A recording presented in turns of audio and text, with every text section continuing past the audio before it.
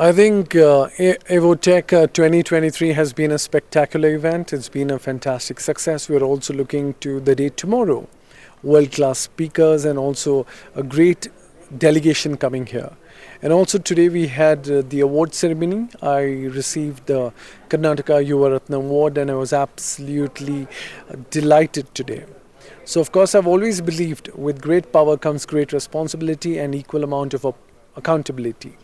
So therefore, I think we should strive for excellence and honor, and that has been my life motto. I'd like to thank ITTV, the voice of software engineers, for all this spectacular job that you all are doing.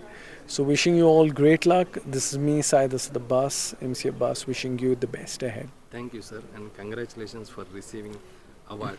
Thank you. And after receiving this award, your message to the youth.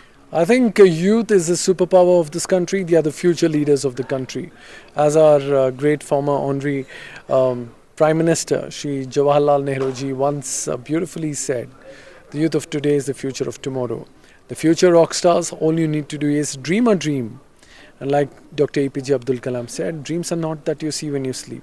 Dreams are those that do not let you sleep. So make your dreams into reality, make your dreams come true.